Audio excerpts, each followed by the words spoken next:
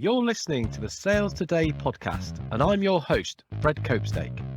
On this podcast, we explore how sales professionals can develop a more modern approach to selling, the application of virtual and hybrid selling techniques, how to create meaningful business relationships, and much more. And welcome to this episode of the Selling Through Partnering Skills podcast, where I am delighted to be joined by Armand Brevig, who is the MD of Procurement Cube. Armand, welcome. Thank you very much, Fred. It's an honor to be here. I'm really excited for you to be here because I know that this will be a popular episode. Every time I interview anybody to do with procurement or buying, I know that salespeople love it. So thank you for giving us the time. And if it's okay with you, I want to maximize our time in getting the insider info on procurement. Is that okay? Sounds good to me. Okay, so let me wade straight in then. Does procurement actually care about anything other than price? Yes, is the short answer. Podcast over. Excellent. Thank you for your time. You're welcome. Glad it could be helpful. I need to go on a questioning skills course. Go on then. I know you're going to tell us what. Yeah, I mean, I know it's quite frequent accusation that that's all procurement focuses on, and so the perception is that in their eagerness to compare prices, they ignore everything else. They ignore quality. They ignore particularly your unique selling points. And in fact, I've even heard on some sales blogs and YouTube videos that procurement is supposed to put a lot of energy into dismantling your carefully constructed value proposition. Now, that sounds really horrible. And the result, therefore, it seems sort of to salespeople is that you have this unfair comparison of apples to oranges. That's what it looks like. That's what it feels like. But I can tell you for sure, as an insider, that that's not actually what's happening when you're dealing with a modern procurement function. So what a modern procurement function tries to do is not to destroy your value proposition. It is actually to rattle it and to see, in order to see whether that is actually useful in terms of procurement professionals forming their own perception of what value is. So on the surface, it looks like procurement is only caring about price, but that's not the case. There are really three key things that procurement aims to do, and that is to achieve value for money. So what I mean by that, the optimal mix between price and quality, and secondly, lowering of total costs without compromising quality. So when I say lowering of total costs, that does not necessarily mean lowering the price of your product. Procurement may want to pay more for your product if or service if that then means that cost can be taken out somewhere else in the company. And then the third thing that procurement is interested in, other than just squeezing down price, is adding tangible business value that can be expressed in monetary terms. And the last part here is very important. It must be something that can be expressed in monetary terms for procurement to care about it. So that's the slightly longer answer to yes. And that is an excellent answer. And let's start to unpick that, because there's some real good stuff in there, which, I mean, straight away, I've never heard it expressed like that procurement is actually just to rattle your value proposition. And that's what they do. That's their job. So just be expecting that. And they want to work with you to achieve these things. Yeah. If you get that mindset right as a salesperson, you're going to be in a very decent position to collaborate. And I'm all about collaborative selling. So, so what do we need to do then as salespeople to engage with procurement, to kind of drive that business and to work well to achieve those three things? Well, the first thing is not to avoid procurement. Because I think that's the go-to strategy, I think, of most salespeople. Let's try to see if we can avoid procurement altogether, or at least avoid them for as long as possible. because of the discomfort of dealing with them, not really understanding what they're about, and seeing sometimes the negative effects of actually dealing with procurement. The reality, though, is that is becoming more and more difficult to do, because procurement has been evolving over the past 20 years into sort of more sophisticated, more strategic function, and therefore, if you are selling, if you are doing business-to-business sales of a certain value, and when I say a certain value, it doesn't even have to be that much. Anything more than 50,000, you can expect to have procurement involved in some shape or form. The more the value, the deeper the involvement, of course, of procurement. So in order to engage with procurement, since they can no longer be avoided, salespeople need to sort of first of all assess the right timing to engage with procurement, and that timing depends on what it is you sell. Essentially, if the products and services that you sell, if that's something that procurement often themselves take the initiative to buying, then I would engage with procurement straight away, as you would with any stakeholder, as you would with any lead, any target that you pursue. Just treat procurement as that target. Now, why would procurement take the initiative to buy things? Well, because a modern procurement organization doesn't just sit back and wait for stakeholders to tell them what to buy. They actually proactively go out and look for opportunities to add value in various ways, to consolidate spend, or go after some of these other value points that I was talking about. Now, in many cases, of course, it's not procurement that initiates the whole buying process. It's business stakeholders, because they have a particular problem that they want to solve. In that case, I would also advise salespeople to be proactive, but to time it differently. Because what can happen, and what often happens when you involve procurement, is that they need to test the market for whatever it is you sell, and you have an RFP being launched.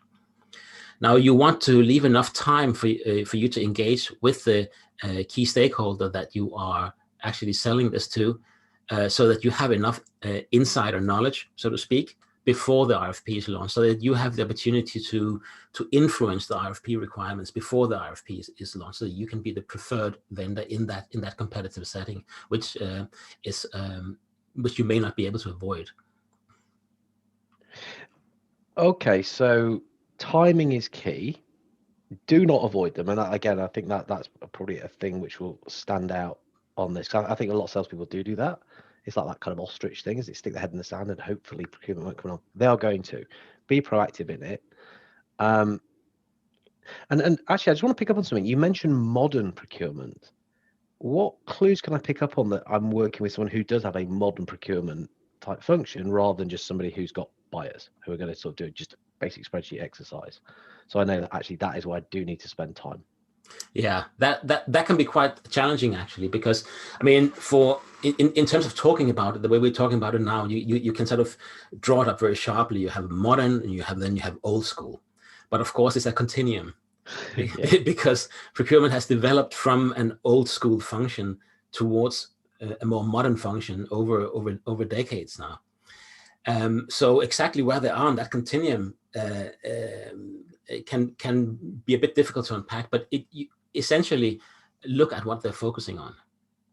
And also, if you are already in a relationship with the stakeholder and procurement is involved, look at what the dynamic is like between procurement and these other stakeholders. Are they performing a more sort of clerical function, or do they actually have some valuable business input to the discussion? That can be a good indication. But it's really a patchwork in terms of how far companies have gone on that journey to become a modern procurement function. So, but those are sort of the telltale signs to look out for.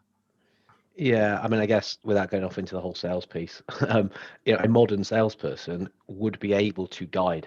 And so if they've got people who are kind of more old school, they might have to guide more. They might have to use more leadership skills, not manipulate, different thing completely. If it's somebody who's modern, they'll say, yeah, we're on the journey with you already. In fact, we're going to carry the bags, just go for it. So from a sales point of view, I think you're going to use similar skills, but it's how you apply them. But hey, that's a different podcast. That's the sales side. I want to get into this procurement stuff. So Good point. you talk about RFPs and about influencing them. And again, I think a lot of salespeople would understand that you want to be involved with them. So it's got your specs, it's got the things that you can do well written into them. If you haven't done that, is there even any point in responding to them? There is a point, but I mean, your odds are going to be hugely diminished. Now, I have seen some statistics around this, that if you actually are able to influence the RFP requirements, you stand as about 30 to 50% chance of winning that RFP. Now, if you don't do that, then it's less than 10%. So is there a point? Yes, there is a point, but you have to decide what kind of game you want to play. Do you want to play the game where you sort of use the shotgun approach? Or do you want to be more targeted and then get that higher win rate? I think we get the influencing bit. So if we're sort of saying, right, there is a less than 10% chance I'm going to win this, so I am going for a shotgun approach, do we still need to fill the RFP in really accurately and put all the time and effort that we might do as if we're answering kind of almost like our own RFP?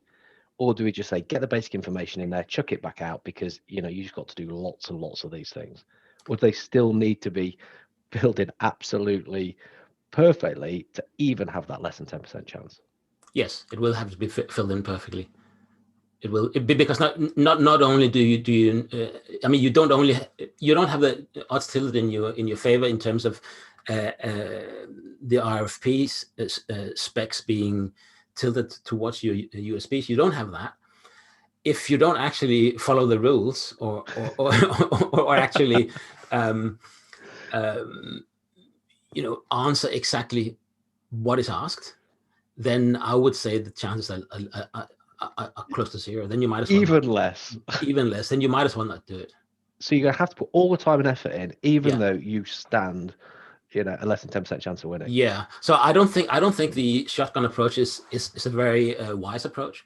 I think it's a waste of resources, because it's no trivial thing to actually bid on an RFP, because particularly if you are dealing with a very large company, the number of questions that you have to answer, the number of detail you have to go into, it's such a big task that you might as well do it right.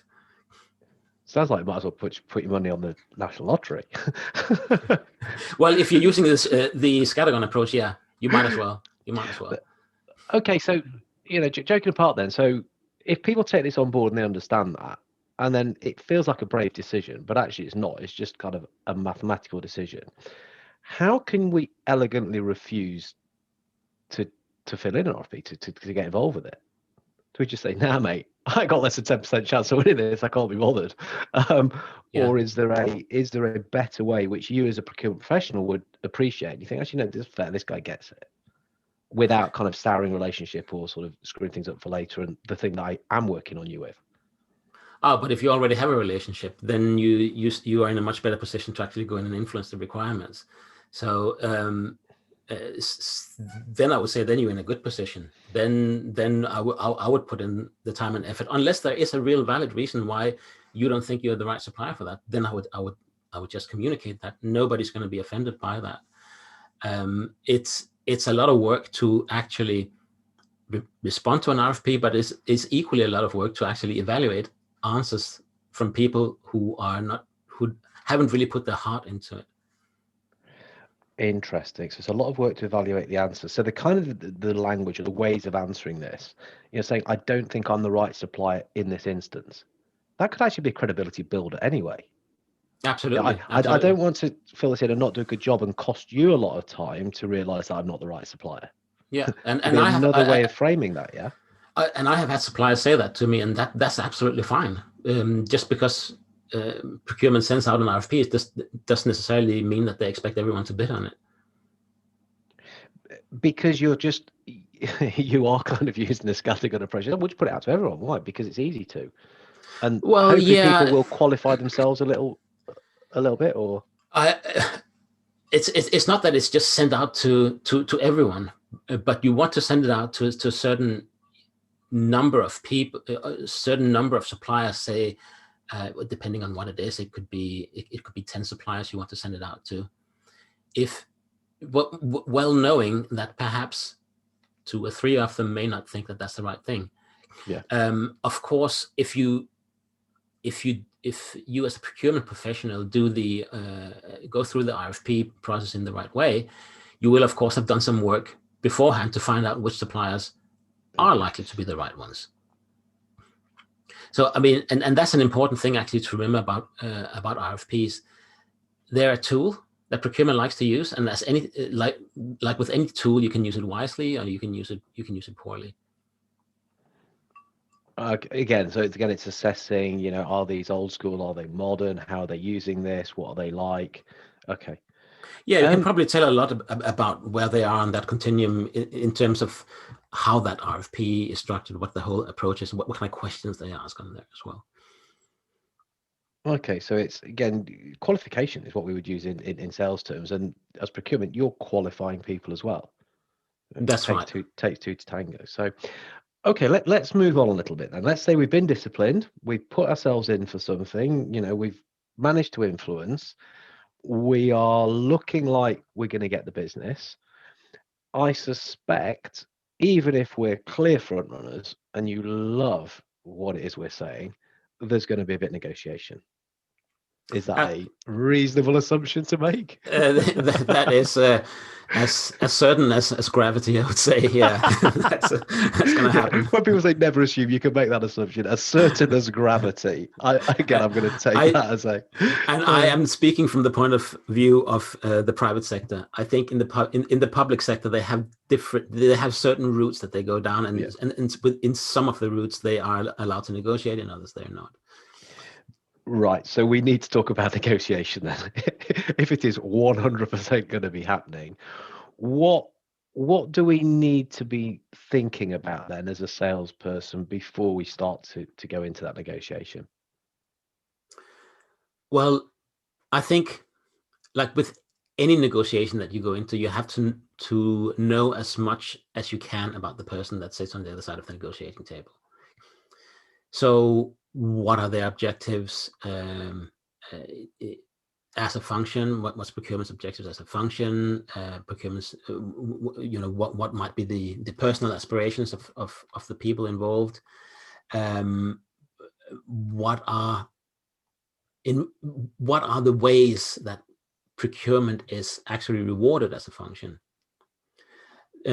Things like that are the things that you need to know about. Right, so what I've heard here, if I can interpret a little bit, is we've gone from quite a systematic, organizational, cold approach. And when I started talking to you about negotiation, your answer was understand the person. It sounds like it becomes very personal, and it's now about that individual or those people that might be involved. Is that a fair reflection of what you just said? I think it is because at the end of the day you're negotiating with people, and this seems like a very sort of objective and structured approach, but there's a lot of subjectivity in there as well. So so in order to take that into consideration, yes, you do need to to look at the people involved and understand what they're all about. What is it, for example, that procurement professionals tend to fear the most? What misalignments are you able to pick up on between procurement and key stakeholders? Very important to know about. What do they fear the most? Tell us. One of the biggest, most annoying things is that if you as a procurement professional have poured your heart and soul into negotiating a fantastic contract, which is going to deliver savings and a bunch of other benefits. Once you have that contract in place, then the users within the organization don't actually use it. So you have deal leakage, waste of time, and also it also means that all those savings won't be delivered. that's one of the pet hates, I think, of procurement. Okay, so again, with my sales brain on, it's saying be really clear to you as procurement. So this is what we're putting in place to make sure when we say these results are going to happen, this is how they're going to. This is our outcome enablement. This is what is going to occur. So you are going to get all the things that we promise. Very important. And if there's anything also that the salesperson can do to help with compliance internally in the company, so once the contract is in place, perhaps some help with rollout, some help with training, whatever it is, to make sure that there's uptake, there's internal uptake of the service, that is something that will be valued as well. That is something that is going to be valued. So you would pay for that? Or am I making too much of a leap? I don't think so. I don't think there will be any. I don't think you can directly attach any payment to it. But it's an alignment of interest, because if that happens, if you have full compliance and no deal leakage, well, who does that benefit? Well, obviously the benefits procurement, who's put all this work into it, but it certainly also benefits the salesperson. Yeah, no, I guess the question wasn't very elegant. It's more kind of when you talked about apples and oranges, it's saying, look, you are comparing apples and oranges here. I'm selling this orange. It has got all these elements to it. Some of these elements are the bits that are going to ensure that you do get the outcomes that we're talking about. And that's what makes it the package as it is. So if we start negotiating and take them out, then I'm going to take some of your certainty out. It's going to increase that risk. It's going to improve. It's going to elevate your fear. Yeah, we can do that. And again, it's that kind of trading that we're looking at, isn't it? Yeah, I mean, if you can make that point, of course, your service is gonna be perceived as a higher quality service. So, okay, so again, it's really focusing on the outcomes, and you talked about the monetary value. We need to keep putting this into a monetary value. Normally, I think is what you said, because that's what you're going to get measured on. That's kind of the common currency, if you like. Yeah, that's right. That's right. So procurement wants to sort of be able to add business value. That's they want to become what they say is what they call a trusted business advisor. Business value, of course, can be very difficult to measure. So while on the one hand, they have that aspiration to sort of become sort of almost like business consultants in a sense to the business. However, they like savings because you can count them. They like efficiencies that can be sort of converted into money. Like, for example, if you can prove that you're saving time, somebody's time, and that person is paid X number of pounds a year, you can save that. Anything that can't be counted is sort of put in the bucket of, well, that's nice, but it doesn't count. It doesn't really count as much towards procurement's targets as something that's you can actually convert into money, and it won't be taken seriously to the same extent. Right. You just said something really interesting there. Procurement wants to be seen as the trusted advisor. Correct? Yeah, that's right. Now, the reason that just my antenna went up there is that salespeople often want to be seen as a trusted advisor. So there's a thing here that a salesperson, if they can get over their ego and say, look, I don't need to be the trusted advisor. If I can make my contact, I can make the procurement person be that within the business, actually, that's really cool for me because I'll get the deal. So I need to make them a hero, if you like. I need to put them in the position so that the business is going, whoa, this guy's doing a great job, because the advice and the stuff they're bringing to us is superb. That would be a smart sales play, wouldn't it? You're absolutely right. I mean, that is, when that happens, then that really benefits the salesperson. That really benefits the salesperson as well as the procurement person. I mean, I've actually got a personal experience with that. And there was a time when I was trying to convince, as a procurement leader, I was trying to convince my stakeholders of a different way of working. I couldn't convince them because they didn't. I didn't have the credibility because I was a procurement person, and they were the specialist in the area.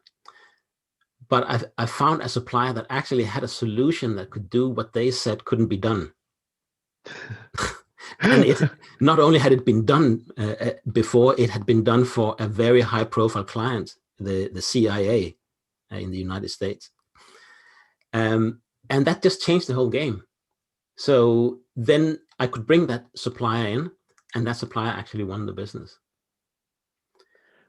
Wow. And that's because that supplier, in a way, helped me be a credible advisor to the business about this problem that they were trying to solve.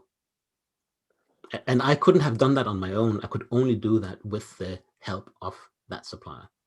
So they are kind of, sure, they're teeing you up with all the stories. They're giving you all the information. They're saying, go and tell them this. Invite them to come and look at it here. They're letting you take, crudely terms, you take the glory. You be the star of the show because you found this superb supplier that's going to help the business. The salesperson sat back going, that's cool. I don't need you to be the star. Yeah, and I'm going to get the sale. I will be the star ultimately with my own organization, but I don't need that limelight. I'm cool here. And of course that works in scenarios where the business is not convinced about something, and then you can help the procurement person to convince the business. Of course, there's also the inverse where the business is convinced. Then of course it's a different dynamic. But every situation is different. Yeah, the inverse where the business is convinced but the procurement isn't, and the salesperson is kind of giving the business loads and loads of information to batter procurement with. And I guess we go back to that human nature. It's interesting what's coming out of this conversation is this human nature. It's like procurement are real people. Wow, who'd have thought? Sorry. Sorry, mate. I had to do that. No, but it's kind of there's that, personality, egos, those things do come into play, and we can't help it. We try to make everything a spreadsheet and as objective as possible, but you've still got that human nature. Yeah, very, very, very much. So just equipping your stakeholders with all this stuff to go and batter procurement with, it's not a clever option. I think you said it straight away. Engage them early, understand if they're going to be an important part, and work out how you can get them on board at the same time. Yeah, it's part of that whole stakeholder mapping process, isn't it? It is, but I think you also have to be flexible. I mean, sometimes the right answer might be to actually work with the stakeholders to sometimes even sidestep procurement. If you are dealing with an old school procurement department where you cannot do these things that we've talked about because they are not in that frame of mind. So it is very much horses for courses, I think. Yeah, it's how long's a piece of string, isn't it? To say, so you're working that out, and you're working with the initial contacts you've got. How do we involve them? A lot of the businesses just don't. Well, okay, no, that isn't really the answer. Why not? Let me understand what they're like, and then making the call that I actually probably understand as a salesperson procurement better than you do. I know your own company better because I deal with these people on a regular basis. We do need to involve them. So then you get the stakeholders to bring the procurement in. Or if you're learning that actually they're not going to be helpful here, right, let's build a strategy that is going to pretty much just get them signing the check at the end of the day. That's exactly it. Yes. Yeah. Exactly. Very interesting. So what other things would you say are useful for salespeople to know at this stage to get involved with procurement? Or, you're giving some brilliant advice here. You can see me scribbling down loads of stuff. Well, are there any other major things that you'd say, just bear this in mind when you're trying to work with procurement and make the most of those relationships? I would say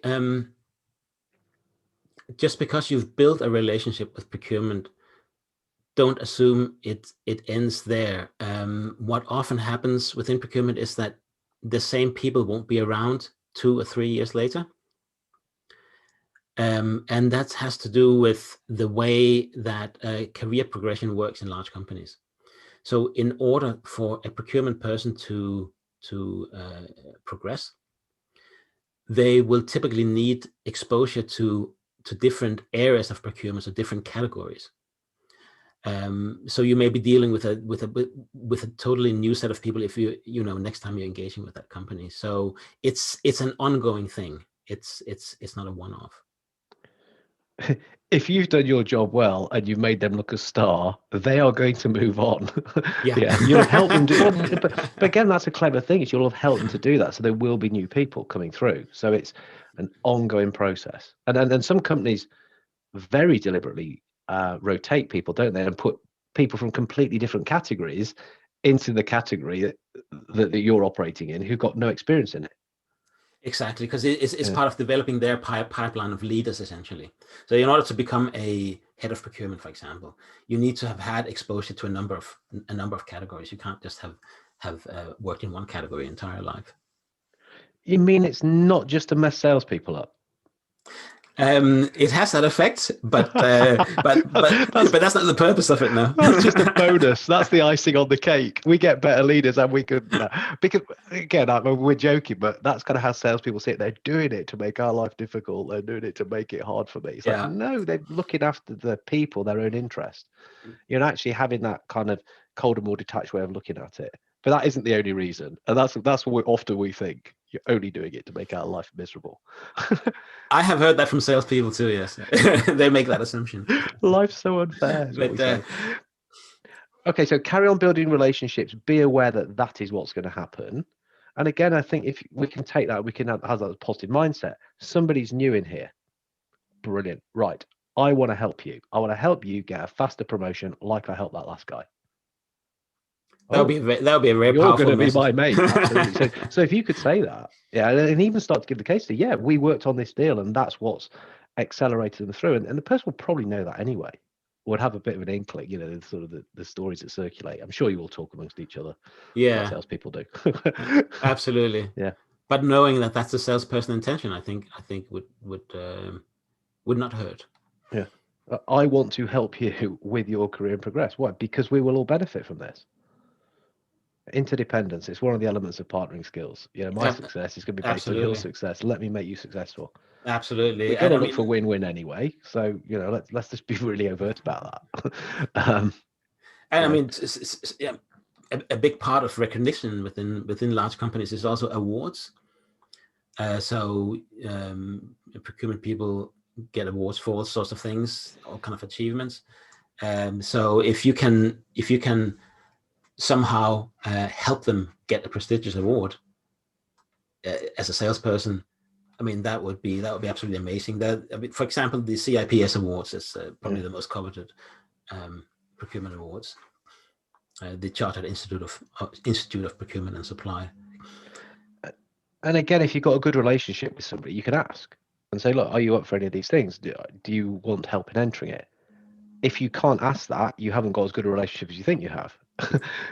If you can, you are working well with them. And again, it's not, I don't think there's anything unethical or dodgy about this. It's it's part and parcel of what we do.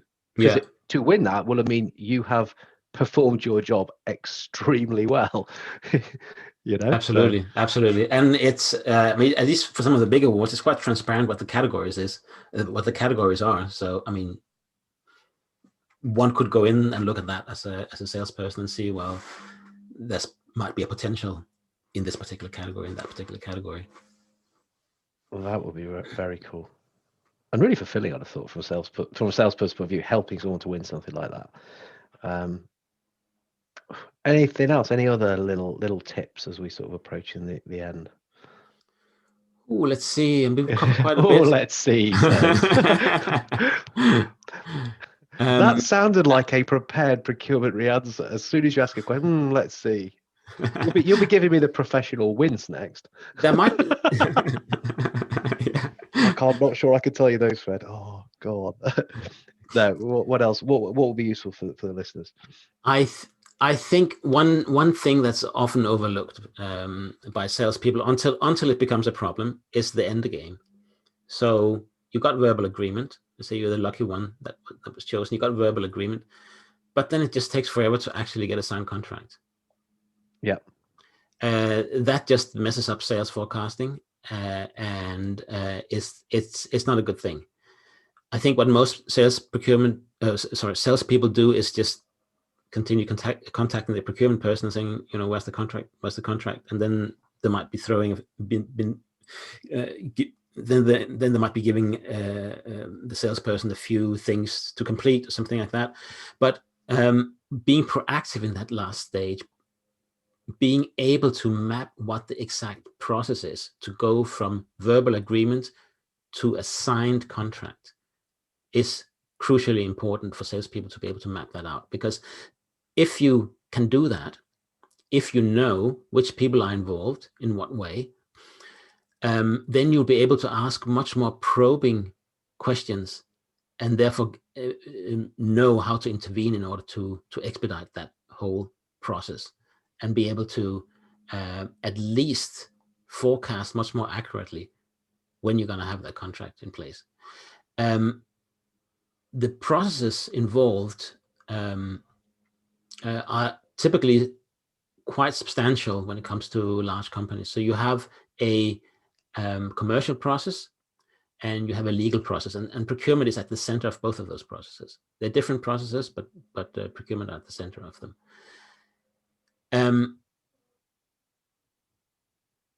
Because of the way delegation of authority works in large companies, a lot of these contracts end up on the desks of very senior people who don't have much time to actually look at them and sign them. And a lot of checks and balances need to be in place before they actually end up on those people's desks, because the people who sign the contracts know nothing about them. So they need a lot of assurances and reassurances.